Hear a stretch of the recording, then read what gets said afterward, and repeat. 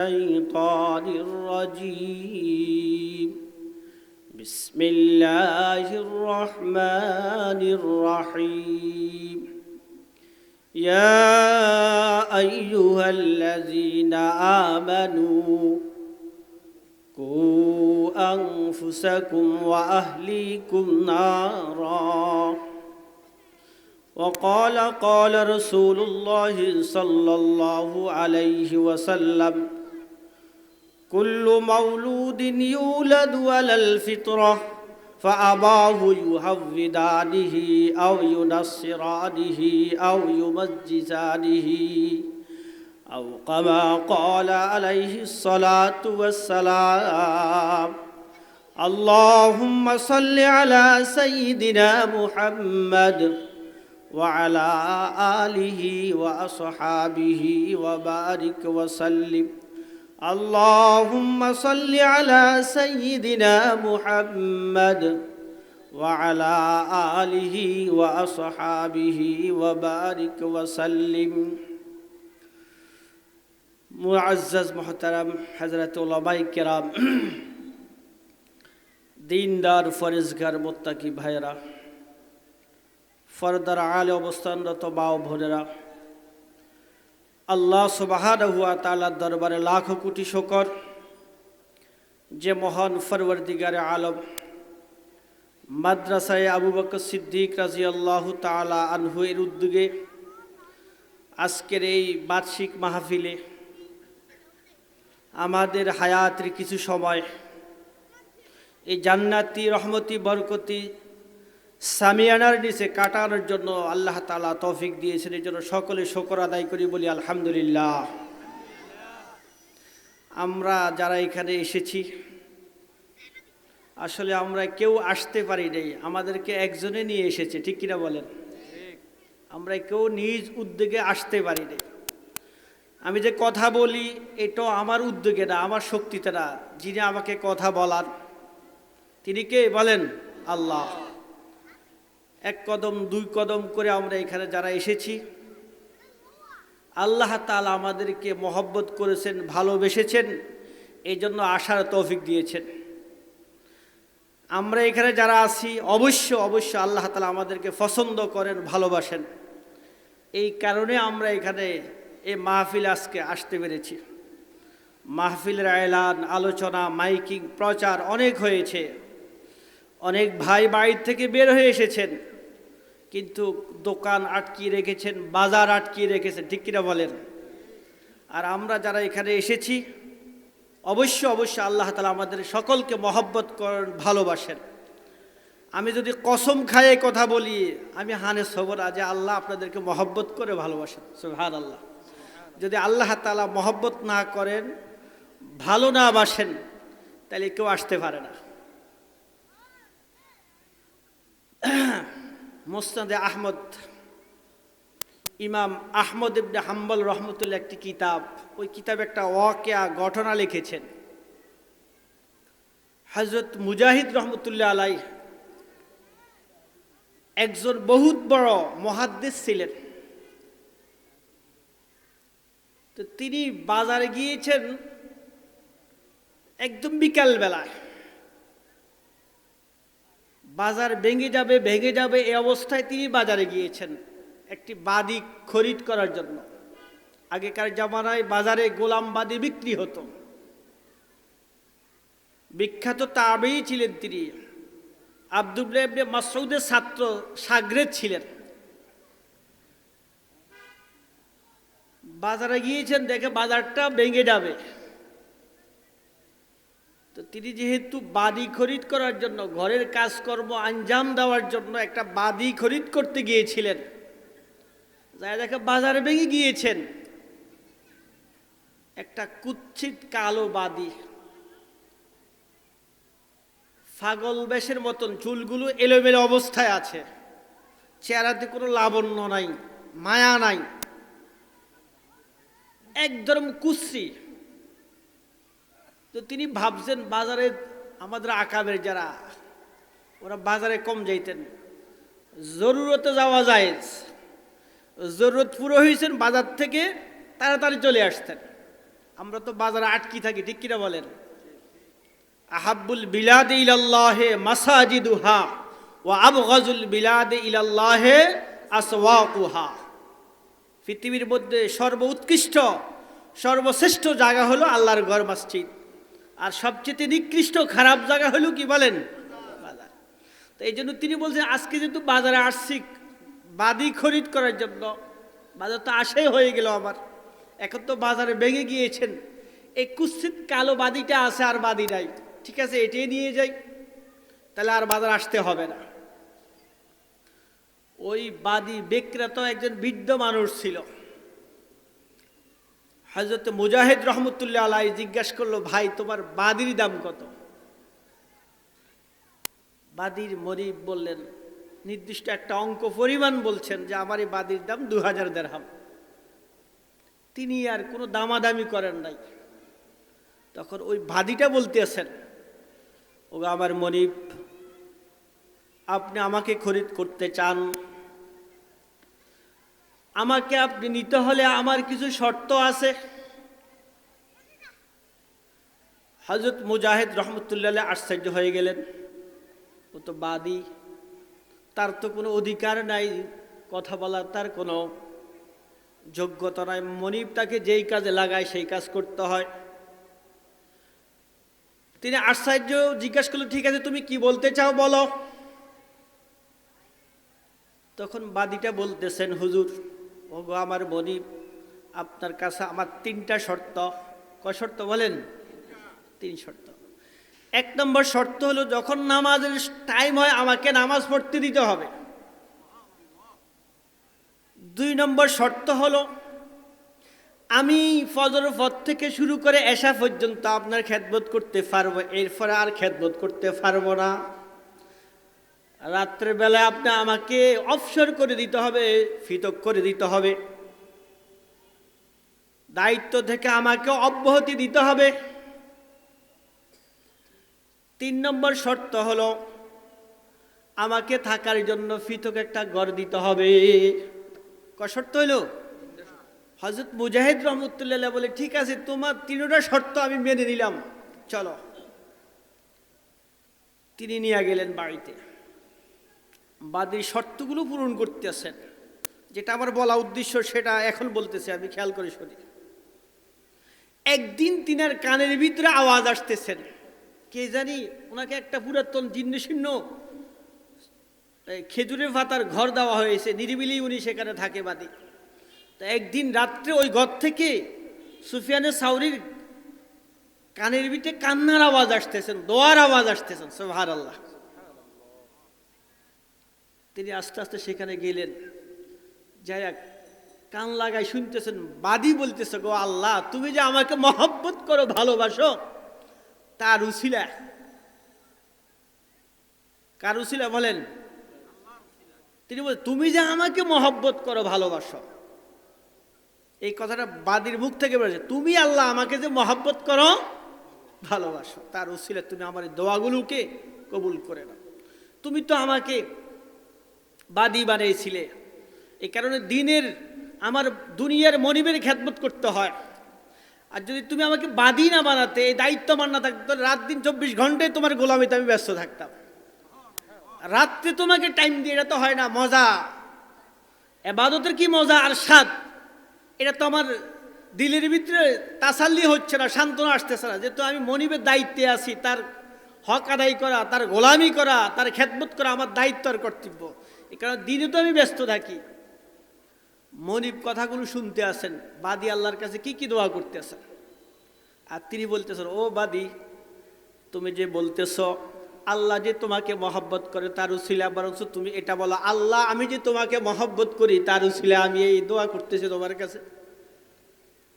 তখন বাদী বলতেছেন, ও মুহাদ্দিস সাহেব শুনেন, আপনি তো জমানার বিখ্যাত মুহাদ্দিস, অনেক হাদিস বিশারদ, হাদিস জানেন, হাদিস বয়ান করেন, হাদিস লিখেন, আপনি কি এই হাদিসটা পড়েন নাই? আল্লাহ তাআলা যাকে মহব্বত করেন, ভালোবাসেন, তার দ্বারাই দ্বীনের কাজ করার। সুবহানাল্লাহ বলেন।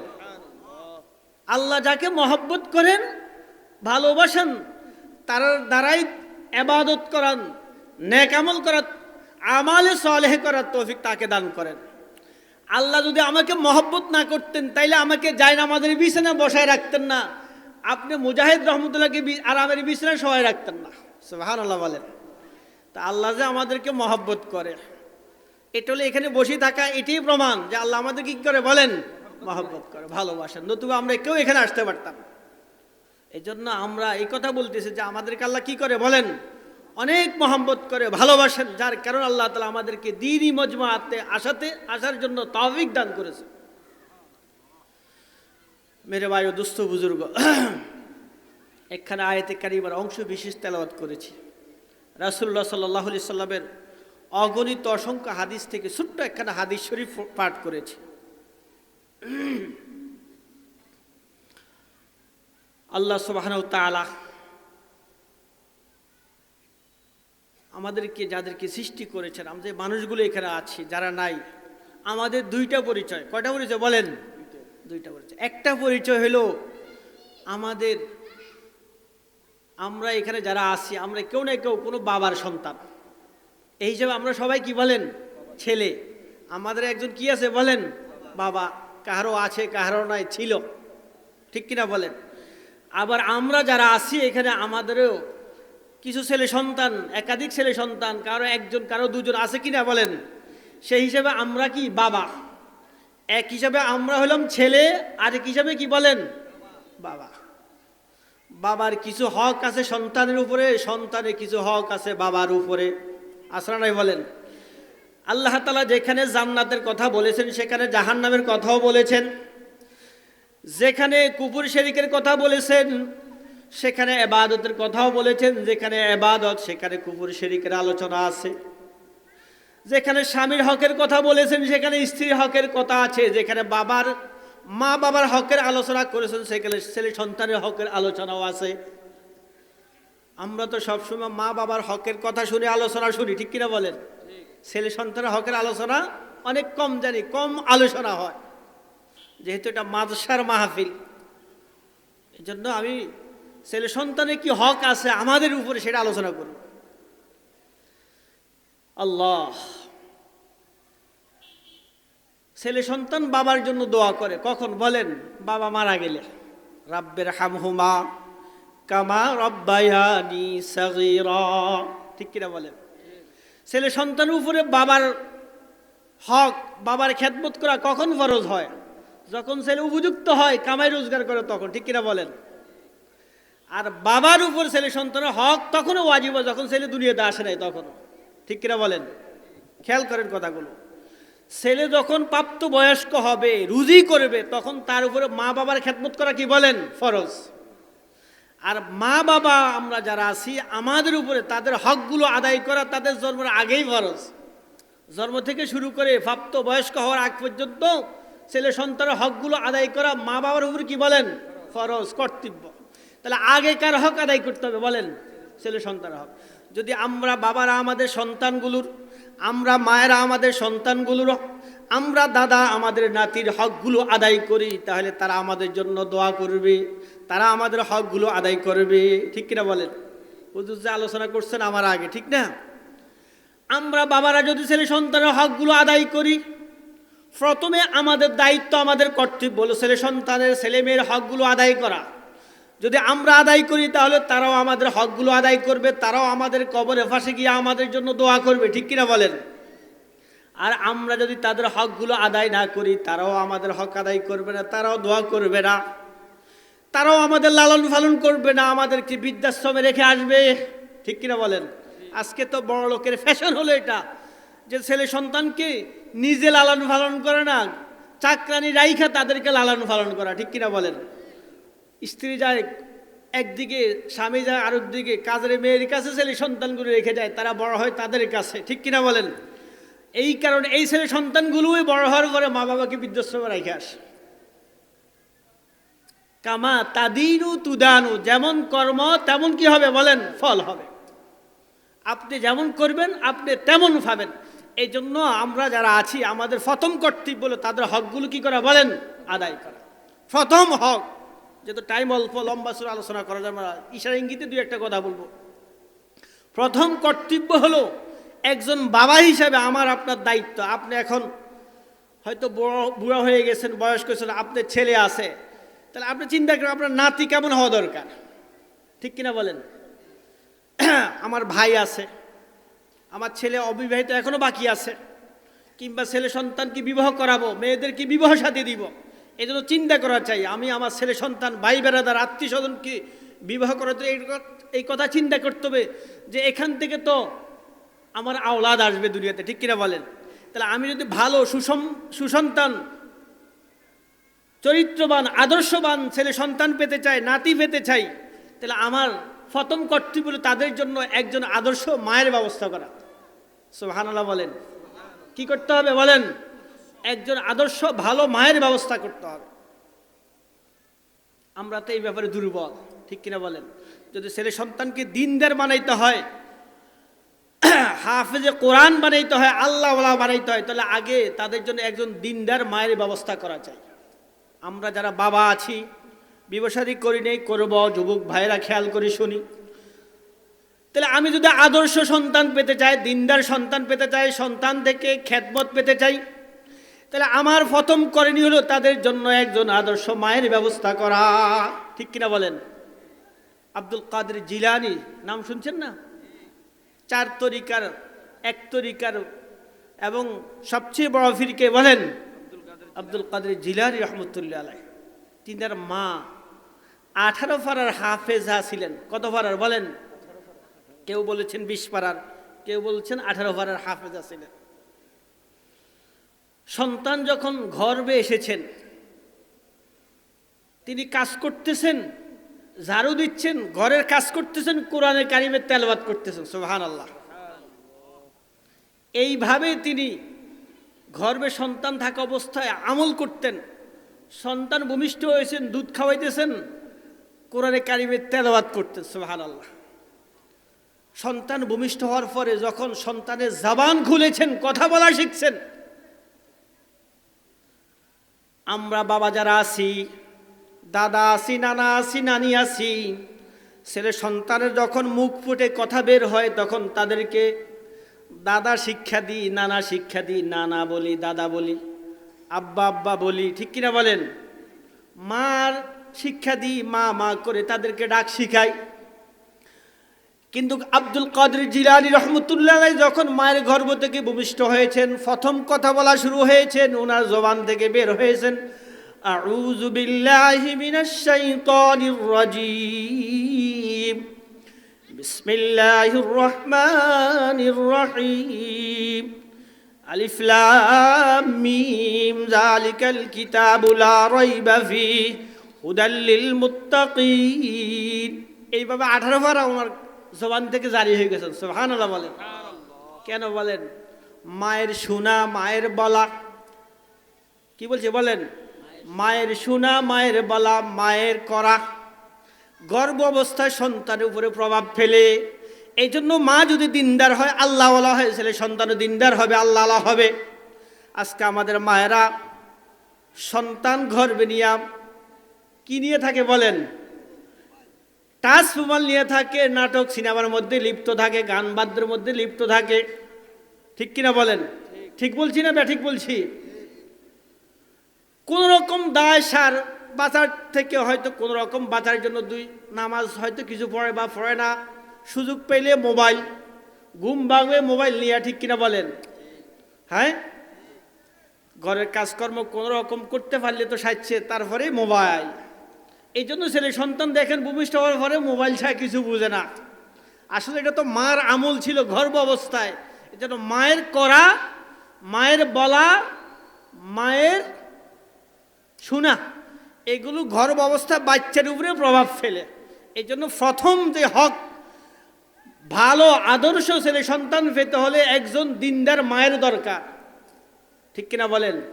হযরত ওমর রাদিয়াল্লাহু তাআলা আনহু ছেলে আব্দুল্লাহকে বিবাহ করাবে, পাত্রী তালাশ করতে আসে, পাত্রী তালাশ করে কোথায় পাত্রী পায় না। তিনি যেহেতু আমিরুল মুমিনিন ছিলেন, অর্ধজাহানের বাদশা ছিলেন, রাত্রের অন্ধকারে দেশের মধ্যে ঘুরে ঘুরে দেখতেন প্রজাদের কি হালত। একদিন রাত্রে তিনি গ্রাম অঞ্চলের দিকে গেলেন, যাই দেখতেছেন এক ঘর থেকে এক মা বলতেছে তার মেয়েকে, ওগো মা উঠাও, গরুর দুধ দহন করতে হবে, বাজারে বিক্রি করতে হবে। এই দুধ যদি বাজারে বিক্রি করতে হয়, দুধ অল্প, টাকা বেশি পাওয়া যাবে না, এই জন্য দুধের সাথে একটু পানি মিক্সার করতে হবে। মেয়ে ডাক দিয়ে বলে, মা, আমিরুল মোমিন হযরত ওমর না নিষেধ করেছে দুধের সাথে পানি মিক্সার করা যাবে না? মা বলতেছে, ওগো মেয়ে তুমি কি বলো, কোথায় আমিরুল মোমিনিন মদিনাতে আছেন, আর আমরা প্রত্যন্ত গ্রাম অঞ্চলে আছি, তিনি আমাদের কথা কোত্থেকে শুনবে, তিনি কিভাবে দেখবে? তখন মেয়ে বলে, ওগো মা, আমিরুল মোমিনিন হয়তো এখানে নাই, তিনি দেখবে না, কিন্তু আমিরুল মোমিনের খোদা আল্লাহ তো আমাদেরকে দেখতে আসে। আমরা যদি দুধের সাথে পানি মিক্সার করি তাহলে আমিরুল মোমিনিন তো হয়তো আমরা বুঝাতে পারবো, কিন্তু আল্লাহ তো আর বুঝাতে পারবো না। ময়দানে মাহশর আল্লাহ তাআলার সাথে আমরা কি জবাব দিব? সুবহানাল্লাহ বলেন। হযরত ওমর কথাগুলো শুনে ফেলছেন। পরের দিন ওই মেয়েকে নিয়ে নিজের ছেলে আব্দুল্লাহকে বিবাহ করায় দিলেন। সুবহানাল্লাহ বলেন। একজন গোয়ালিনীর মেয়ে আমিরুল মোমিন হওয়া সত্ত্বেও দিনদার পেয়েছেন। কি পেয়েছেন বলেন? তাকওয়াওয়ালা মেয়ে পেয়েছেন, আদর্শ মা পেয়েছেন, বলে এটাই আমার ছেলের জন্য উপযুক্ত। এই জন্য প্রথম আমাদের কাজ কি বলেন? ভালো সন্তান পেতে হলে একজন দিনদার মায়ের ব্যবস্থা করা চাই। এটা হলো সন্তানের প্রথম হক। সন্তানের 2 নম্বর হক, সন্তান যখন ভূমিষ্ঠ হবে, কি হবে বলেন? ভূমিষ্ঠ হবে, একটা সুন্দর নাম রাখা। ইসলামিক কি রাখা বলেন? নাম রাখা। সন্তান ভূমিষ্ঠ হওয়ার পরে পরে তার ডান কানে আজান, বাম কানে ইকামত দেওয়া, এটা কার হক বলেন? সন্তান। আজকে আমাদের 60 থেকে 70% মা বোন আজকে সিজারের মাধ্যমে সন্তান প্রসব করা, ঠিক কিনা বলেন? সেখানে কি আজান ইকামত হয়? মেরে ভাই দোস্ত বুজুর্গ, আমার আপনার জন্মের সময় কানে আজান ইকামত হয়েছে, জন্মের শুরুতে আমার আজান আর ইকামত হয়েছে, মৃত্যুর সাথে সাথে আমার জানাজা শুরু হবে, ঠিক কিনা বলেন? সেখানে আজানও নাই, ইকামতও নাই। 5 ওয়াক্ত নামাজ পড়তে হলে আজান দিতে হয়, ইকামত দিতে হয়, এরপরে জামাত দ্বারা, ঠিক কিনা বলেন? আর আমরা যখন ভূমিষ্ঠ হয়েছিলাম তখন আমাদের ডান কানে আজান, বাম কানে ইকামত হয়েছে, শুধুমাত্র জামাতের বাকি, ঠিক কিনা বলেন? এই জন্য এই ছেলে সন্তানগুলোকে যদি ডান কানে আজান, বাম কানে ইকামত না দেওয়া হয়, তাহলে আজান ইকামত ছাড়া তার জানাজা হলো, আপনি বাবা হিসেবে তার অধিকার খর্ব করলেন, নষ্ট করলেন, ঠিক কিনা বলেন? সন্তান জন্ম হওয়ার সাথে যখন তাকে আল্লাহর ডাক শোনালেন, আল্লাহর নামের তালিম দিলেন, তার ভিতরে তার দেমাগে এটা ঢুকে গেল, ঠিক কিনা বলেন? সন্তান যখন বড় হবে, কথা বলা শিখবে, তখন তাকে আল্লাহর কথা শিখানো, আল্লাহর ডাক শিখানো, লা ইলাহা ইল্লাল্লাহ জিকির শিখানো, ঠিক কিনা বলেন? এটা সন্তানের হক। শিখাই এগুলো বলেন, শিখাই দেন। তাহলে আমি আপনার সন্তানের হকগুলোকে নষ্ট করতেছি, ঠিক কিনা বলেন? তাহলে সন্তান বড় হলে আমার হক আদায় করবে? এগুলোর সাথে আমার কাছে পাও না। সন্তান যখন বড় হবে, পড়ার উপযুক্ত হবে, তখন তাকে দিন শিখাতে হবে, আল্লাহর পরিচয় দিতে হবে, ঈমান শিক্ষা দিতে হবে। কি দিতে হবে বলেন? ঈমান, দিন, কোরআনের বুঝ তার সিনার মধ্যে দেওয়া চাই। হযরত ইউসুফ আলাইহিস সালামকে যখন তার ভাইরা অপহরণ করে নিয়ে কূপের মধ্যে ফেলেছিলেন, সেখান থেকে তিনি মিশরের বাজারে বিক্রি হলেন, ঠিক কিনা? হযরত ইয়াকুব